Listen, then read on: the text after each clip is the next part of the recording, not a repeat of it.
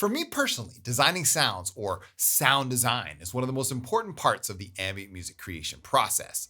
Through that process, you might discover something new, learn some new techniques, or discover new ways of using your gear that you haven't thought of before. So in this new series I'm titling Explorations, we're going to take little mini deep dives into sound design, and you guys are going to check out the gear that I use, maybe learn some new techniques, and you might pick up a couple tips along the way. This video is partially inspired by another YouTuber, Databroth. If you've never checked out Databroth's channel, I highly encourage you guys to do so.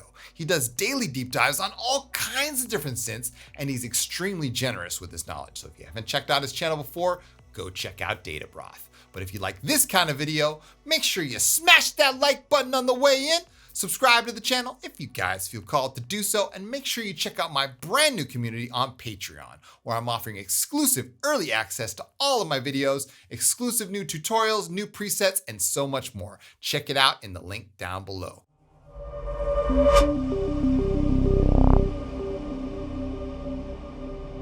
All right, so here we are inside of Ableton Live 11. Now I see the Exploration series as an opportunity for you guys to check out some software that you might not have used before or learn something new along the way. I'm just gonna design some sounds while explaining what I'm doing as we go along. So this first feature that I'm gonna demonstrate was only available in one of the latest versions of Serum. So make sure that if you own Serum, that you have the latest version installed, and you're going to be able to use this feature. Now, this feature is the Morphable LFO shapes. Now, what we're going to do here is, the concept is simple. We're just going to modulate a couple points on an LFO by the X and Y. I'll show you what I mean. So we're going to grab 2 points and just have those as be ever evolving morphing points. Okay, the way we're going to do that is we're going to, first of all, hold Alt and just put them somewhere in space here. Alt snaps it to the grid. We have an 8x8 grid. We also have the rate of the LFO and what it's moving. So we're just going to keep that at like, I don't know, a bar or something. So it's going to go 1 bar all the way across.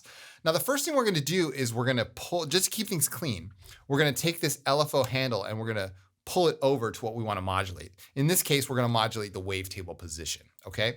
Now, right now it's in unipolar by default, or we can come over to the mod matrix and just click this button over here underneath the type. And now it's bipolar. Okay. So we can actually set that in the middle. Now it's going to go left and right. Now, obviously the default wavetable is not what we want, right? We want something a little more interesting. So I'm going to come over here to spectral and maybe grab, I don't know, one of these Reese messes. These are pretty cool. Let's see how that looks. Now we'll try the second one. How about the third one? Yeah. That could work. Okay. So we're going to use Reese Mess 3. And now when I hit a key or any key, okay, we can see that our basic pyramid plateau LFO is there, and it's, you know, modulating that wavetable position. Now, what we're going to do here is we're going to set up a bunch of LFOs to control the X and Y coordinates. So my first step is going to be taking off the BPM sync. And now I'm going to pull this rate down. Okay. And I'm going to do the same here.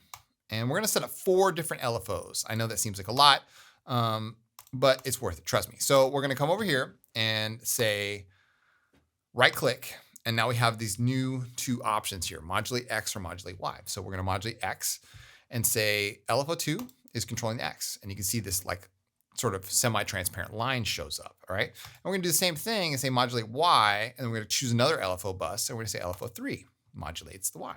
Now over here in the mod matrix, you can see that I have control over this now, and I can say how much of that X and how much of that Y is going on. So I don't wanna have it go too crazy, so you can adjust this here, right? And it's in bipolar modulation by default, so it's moving up and moving down across those 2 points. Cool, so we've set that up. Now if I go ahead and hit any key again, as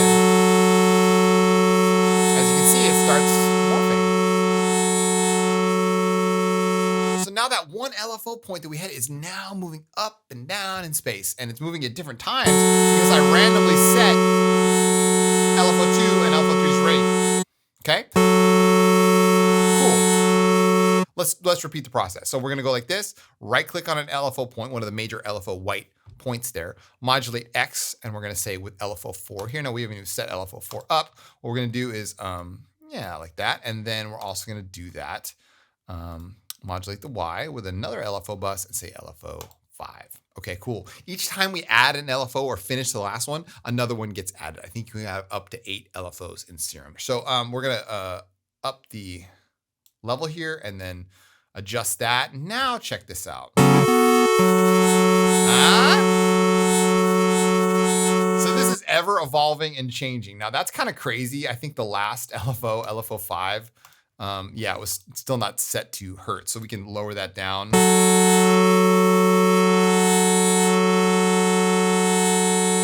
Now this sounds wild, but what if we just turn this into a pad real quick? Okay, that's what the exploration series is all about. We're just gonna design a pad here or design something that we haven't done before, but you guys are getting to learn and check this out along the way. So now look at that, okay? Now we can use LFO1 for whatever we want, right? We could have used a chaos here, and that chaos is a random, like sort of like a randomizer, sample and hold sort of style. We could have used that here, but we just used all the LFOs instead. Now we can apply this modulation to whatever we want. So we can say the filter is now drag this over, and now the filter is now moving at that same random speed. We can lower this down. There you go. Right? It's kind of like just using the random algorithm in Serum. You just drag it over, put it on. But now we've done this to an LFO. So it's even more unpredictable. You can pull these points, you can add another point. So what I'm gonna do here is I'm gonna add another point in the middle to use that as like an anchor. And then what you can do is hold Alt and you can bend all these at once. So we can go like this. Right? And now you get some really cool like sweepy sweeps, like fast, slow. Don't know where it's going, you can slow this down. There we go, it's like 2 bars. So you get some really unpredictable motion there. Now check this out. It doesn't sound like much, but what if we put a sub oscillator on this, grab a triangle and turn it down an octave, turn on the level a little bit, and we'll put this to say direct out.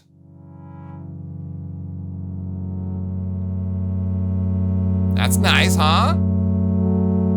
All right, so now we have a little bit more movement over the top of that steady oscillator. I'm gonna turn off direct out and let's put some effects on it. So let's put on the compressor. We'll pull that up to the top and we're gonna put on multiband and we're going to turn down the mix a little bit. Keep the attack probably where it is. Turn the threshold down a little bit, ratio up. There we go. Nice. Turn up the highs a little bit. Yes. All right, now we can also up the unison level here. And it sounds like a mess until you pull the detuning rate down. There we go. And we can just control the blend here. Nice. That's a nice start, yeah?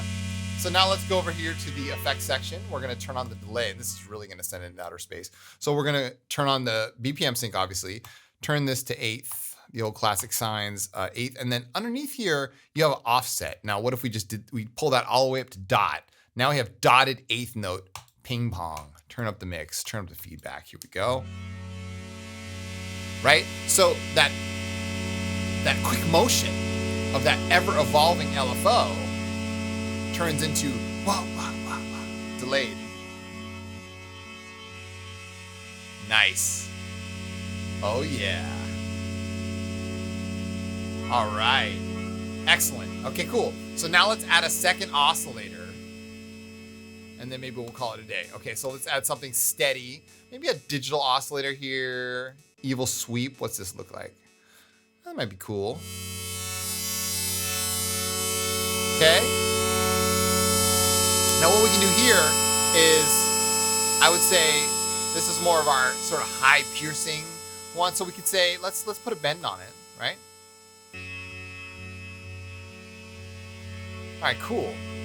So the Serum has a unique velocity section down here, and you can grab this modulation handle and we can pull that up there and then control the curve of the velocity, how strong it is, how influential it's going to be.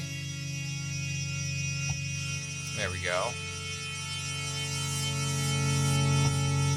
Nice. Excellent. Now, LFO 6 that was created here after we finished up assigning LFO 5, we can go ahead and grab this and put that on the bend algorithm here. And then we can also come over here to the mod matrix, bring it on down to bipolar. Now it's going to bend that in a bipolar fashion. There we go. Maybe increase, give this thing a little unison as well. Awesome.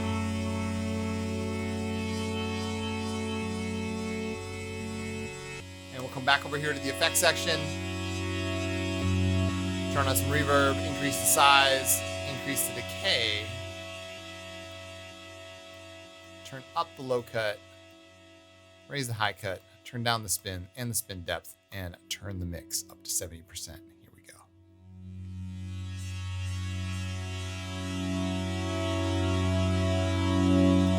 Ah, yes.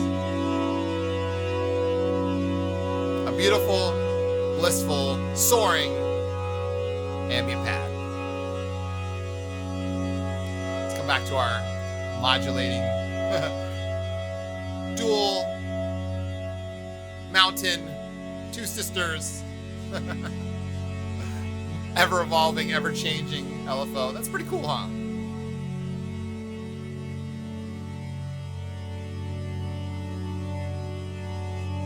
Hope you guys enjoyed this quick exploration into Serum. It's such a wonderful synthesizer. There's so much we have yet to explore. This is basically the tip of the iceberg here, but at the same time, it's a synth that continues to surprise me. It always cuts through a mix. I talk about this, and we didn't even dive into the wavetable editor or anything. There's just so much more here to discover. It's a powerful tool, no doubt, worthy in the ambient arsenal. Thank you guys so much for watching. My name is Chris from Signs of Life. As a reminder, I have exclusive tutorials just like this one available on my Patreon. Make sure you go check it out, www.patreon.com/signsoflife. Link in the description down below. I'll be back with more explorations very soon on this YouTube channel. And until then, keep your heads in the clouds and your feet planted firmly on the ground. And I'll see you guys in the next one.